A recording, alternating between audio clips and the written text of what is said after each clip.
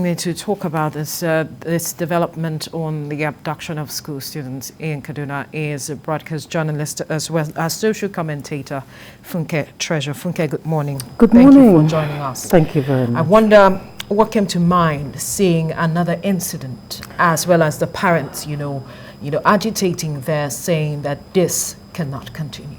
It definitely should not continue. This is grave. This is frustrating. And I understand with a lot of the parents there, if you're taken to the street, this is one kidnap too many. This is a fourth mass abduction in Kaduna State in the last 6 months.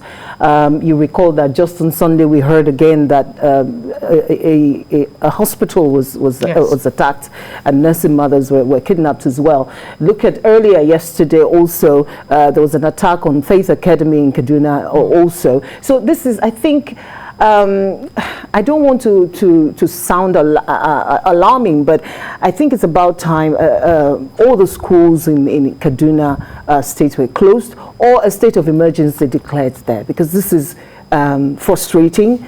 This is getting out of hands. You have a child in school and you can't sleep, you can't do anything at home. It's an attack on education in Kaduna State. I don't know where Kaduna State has been the focus lately, but this shouldn't continue, especially when the parents know that the state has made a stand, has taken a stand that they will not do anything, they will not negotiate with bandits, with kidnappers. So there is no way out for the You mentioned declaring a state of emergency with regards to this one too many abductions. I wonder what that would change. The governor has already made his stance clear, and he has said that 13 schools should be closed. Those seem to be vulnerable to attacks. And if we're saying all schools should be closed and declare a state of emergency, what would that change? It would change. At least the parents can rest assured that they're not going to be looking for money to pay as ransom for their children, number one. Number two, perhaps it will give the Kaduna State government time to re-strategize and plan and see how they can intervene if this kind of occurrence happens again. Because as it is, it doesn't look like the Kaduna State government has a solution yet.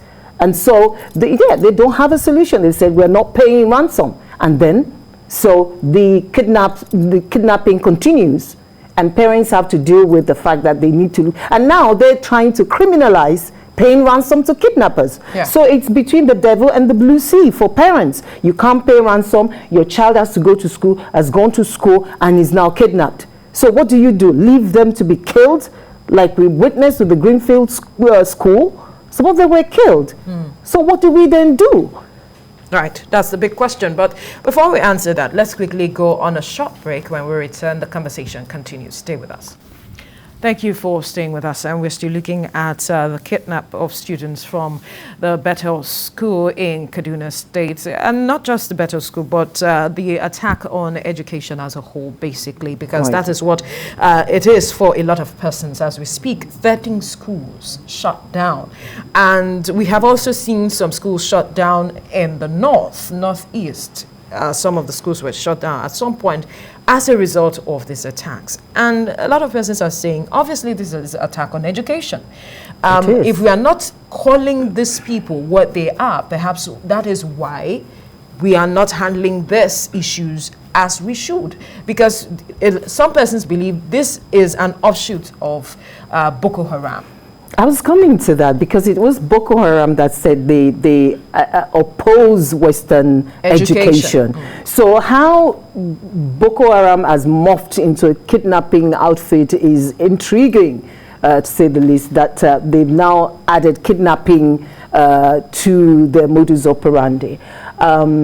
It's sad because I can't even put myself in the situation of a parent whose child has been kidnapped. These people pay millions to get their children out there. And these are people mostly in the lower middle class and the lower class. When you see them from that report, you can tell their economic capacity.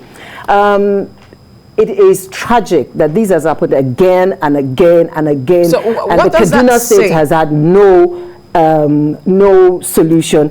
But what we're seeing, what we saw yesterday, was that the governor has withdrawn his son from a public school. Because he, as it is reported, that he felt his son could pose as a threat to other students. Maybe knowing that his son is in a public school, they could come attack.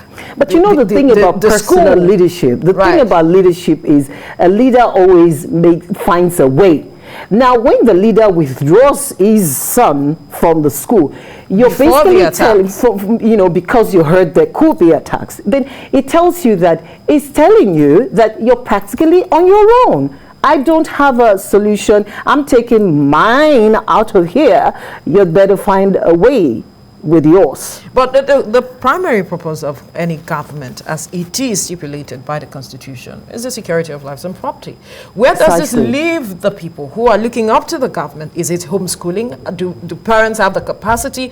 Do we even have the capacity to homeschool our children? As it stands, we saw what COVID-19 exposed us to. Not everyone could access education because not everyone could have access to the internet and all of it that is needed to address the gaps created as a result of the pandemic. You see, the situation of Nigeria in recent times has been one situation feeding another. How many of these parents that we see on TV can afford to have data at home to do homeschooling for their children? Do you know how much data is? You get 2,000 naira for a month. It doesn't last you 1 week if you're a heavy user. If you're going to be doing homeschooling, then you're going to be using a lot of data for one child. Now, if you have 4 children, how are you going to do it? And we've been talking about reducing the tariffs, reducing how much money you need to access data in this country. We talk about it for a while and then we leave it and then move on. Here we are. If we say close all the schools and let the children go home, let their parents homeschool them, how do they even have the capacity? What do they know they're going to homeschool them about? Number one. Number two, how will it work? Who's going to give them the curriculum anyway? Do they even have power? Because then we're talking about energy as well. Because if you don't have that, how do you power your phones? So it's one situation feeding another. This is already concerning when you look at the figure of out-of-school children that we already have. Just yesterday, there was this piece of news that the government will be feeding children in school again. And I laughed. How?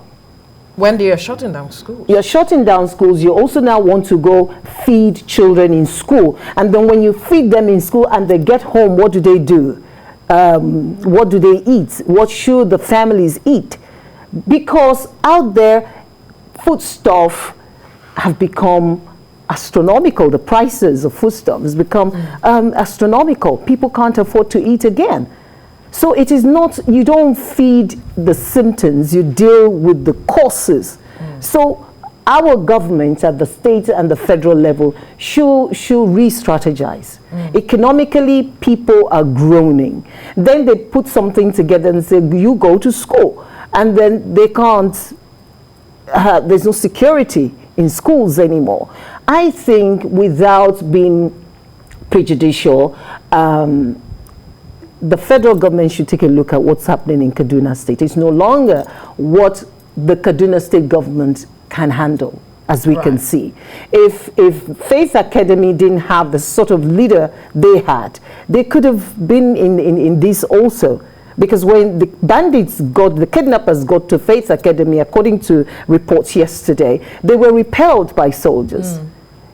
You know, so that gives, that was a ray of hope. You know, it was an ideal. How many schools can afford that sort of security? Because from the report we saw earlier, some of the students that escaped said that there was information given ahead. They got information ahead that, okay, the attacks on the school was going to happen, and that the proprietor perhaps did not take the steps they were expecting, and all of it.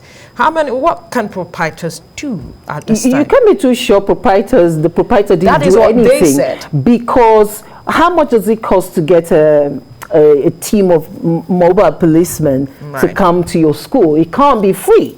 And if policemen tell you that they can't come because their lives are not guaranteed, because their police stations have also been under attack. Nice. They're human beings as well. And they say, look, we do not have the right tools to come, protect you in your school. Then what should the proprietor do? Go to the army, which is what Faith Academy did. We don't know whether it cost them an arm and a leg to do that. All right, we'll leave the conversation here now. Broadcast journalist and social commentator Funke Treasure, thank you for your time. Thank you so much.